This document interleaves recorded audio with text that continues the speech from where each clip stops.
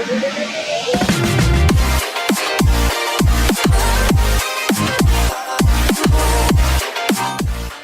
वालेकुम दोस्तों, आज हम माइक्रोसॉफ्ट वर्ड 2013 में टेबल्स के बारे में पढ़ेंगे। तो चलिए शुरू करते हैं। टेबल के ऑप्शंस माइक्रोसॉफ्ट वर्ड 2013 में इंसर्ट मेन्यू में मौजूद हैं। सबसे पहले हम इंसर्ट मेन्यू या हम इसे इंसर्ट रिबन भी कहते हैं उसमें आएंगे।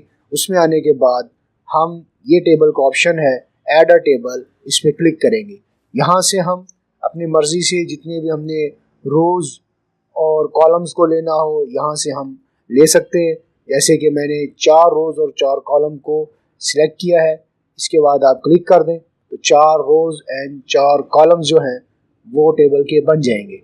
इसके बाद टेबल की जो फॉर्मेटिंग है, टेबल की फॉर्मेटिंग के लिए 2 टैब्स नए बन के आ जाते हैं, जिसमें एक डिज़ाइन टैब है और दूसरा जो टैब है वो लेआउट टैब है। डिज़ाइन टैब में क्या क्या चीज़ें मौजूद हैं उसके बारे में सबसे पहले हम देख लेते हैं। डिज़ाइन टैब में कुछ बिल्टन टेबल स्टाइल्स मौजूद होते हैं, जिस पर हम सिंगल क्लिक करने से टेबल की जो स्टाइलिंग है उसको चेंज कर सकते हैं। सबसे पहले हम टेबल को सिलेक्ट करेंगे और उसके बाद टेबल को सिलेक्ट करने के बाद हम किसी भी डिज़ाइन पर क्लिक करते हैं तो डिज़ाइन अप्लाई हो जाएगा। जैसे कि हमने सेकंड डिज़ाइन पर क्लिक किया, इसमें अगर हम सेलेक्ट ना भी करें तो भी इसका जो है स्टाइल जो है इस पर अप्लाई हो जाएंगे।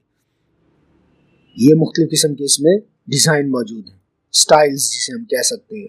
इसके बाद अगर हमने ये हेडर रो है, हेडर रो में क्या होता है, हेडर रो के अगर चेक बॉक्स को हम ख़त्म कर दें तो ये हेडर रो की जो कमांड्स हैं ये हमें, अगर हम ये वाला टेबल का स्टाइल ले लें तो फिर अगर हम हेडर रो को ख़त्म करें तो हमें नज़र आएगा इसका इफ़ेक्ट कि हेडर रो में क्या फॉर्मेटिंग का फ़र्क आता है। इसके साथ अगर हम फर्स्ट कॉलम पर क्लिक करते हैं तो जो फर्स्ट कॉलम है उसमें जो ब्लैक कलर आ रहा है वो ख़त्म हो जाएगा। अगर दोबारा उस पर चेक लगाएंगे तो दोबारा ब्लैक कलर आ जाएगा। इसी तरह अगर हम टोटल रो पर क्लिक करेंगे तो टोटल जो लास्ट रो होगी उसका कलर चेंज हो जाएगा। इसी तरह अगर हम लास्ट कॉलम पर क्लिक करेंगे तो लास्ट जो कॉलम है उसका कलर बदल जाएगा। इसी तरह बेंडेड रोज क्या है जी, अगर हम इस पर ऑलरेडी चेक लगा हुआ है, अगर हम इसको ख़त्म करते हैं तो आप देखेंगे कि इसके कलर कम्बिनेशन में फ़र्क पड़ रहा है। इसी तरह ही है जी banded columns. At a time हम या तो सिर्फ बेंडेड कॉलम्स का ऑप्शन को यूज़ करते हैं या हम बेंडेड रो के ऑप्शन को यूज़ करते हैं। इसके बाद दोस्तों ये ऑलरेडी मैं आप लोगों को टेबल स्टाइल्स के बारे में बता चुका हूँ। आगे चलते हैं, आगे है शेडिंग। शेडिंग क्या है, अगर हमने किसी भी एक सेल को, रो को, कॉलम को कलर देना हो तो हम शेडिंग पर क्लिक करेंगे तो अगर सेल में हमारा कर्सर होगा तो उस सेल का कलर बदल जाएगा। अगर हमने कोई कंप्लीट कॉलम को सिलेक्ट किया होगा तो हमारे पूरे कॉलम का कलर से तब्दील हो जाएगा। इसी तरह अगर हम अंडू करते हैं यहाँ पर, और सॉरी फॉर डिस्टर्बेंस, दोबारा अंडू करते हैं। इसके बाद हम एक पूरी रो को सिलेक्ट करते हैं। पूरी रो को सिलेक्ट करने के बाद हम जिस कलर पर क्लिक करेंगे वो कलर यहाँ पूरी रो में अप्लाई हो जाएगा।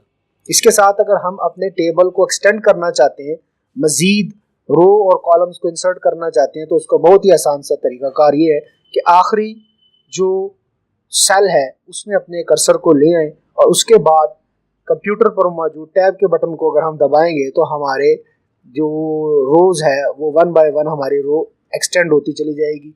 इस तरह हम अपने टेबल की रोज़ और कॉलम्स को बढ़ा सकते हैं। दोस्तों इसी तरह अगर हम बॉर्डर में कोई सेटिंग्स करना चाहते हैं तो यहाँ पर प्री बिल्टन कुछ बॉर्डर के स्टाइल मौजूद हैं। तो हम किसी भी अगर सेल पर अप्लाई करना चाहते हैं तो हम सबसे पहले इसका मेथड ये है कि हम यहाँ से एक कलर चूज़ कर लें जिस कलर का हमने बॉर्डर लगाना है। जैसे मैंने ये ले लिया। इसके साथ ही आपके जो है पॉइंटर जो है वो एक पेन की सूरत में तब्दील हो जाएगा और आप जिस लाइन पर क्लिक करेंगे उस लाइन का कलर और विड्थ जो आपने सेलेक्ट की होगी वो टेबल की तब्दील हो जाएगी। अगर हम यहाँ से पीटी को पॉइंट्स जो है उसकी विड्थ को बढ़ा देंगे तो वही विड्थ जो है अप्लाई हो जाएगी। और अगर हमने टेबल के बॉर्डर को, अगर हम स्किप बटन का इस्तेमाल करेंगे तो हमारा ये पेन वाला जो है पॉइंटर ये ख़त्म हो जाएगा। दोस्तों, अगर हमने पूरे अपने टेबल के बॉर्डर को ख़त्म करना हो, इसके लिए हम टेबल को सिलेक्ट करके यहाँ से भी बॉर्डर को ख़त्म कर सकते हैं। फिर से सिर्फ और सिर्फ टेबल में जो मौजूद डाटा होगा वो शो होगा और हमें कोई भी जो बॉर्डर है वो टेबल में नज़र नहीं आएगा। अगर हमें दोबारा बॉर्डर को अप्लाई करना हो, हम यहाँ से पूरे बॉर्डर को सिलेक्ट करने के बाद, और अगर हमने इनर बॉर्डर लगाना है तो इनर बॉर्डर लगा सकते हैं। ये देखेंगे अब हमने सिर्फ इनर साइड पर हम बॉर्डर को लगा रहे हैं। अगर हम आउटर साइड पर लगाना चाहें तो आउटर साइड पर बॉर्डर लग जाएगा। कंप्लीट बॉर्डर लगाना चाहें तो कंप्लीट बॉर्डर लग जाएगा। अगर नो बॉर्डर पर हम अपने कर्सर को लेके जाएंगे तो हमारा बॉर्डर गायब हो जाएगा। दोस्तों, ये आज हमने डिस्कस किया टेबल के बारे में।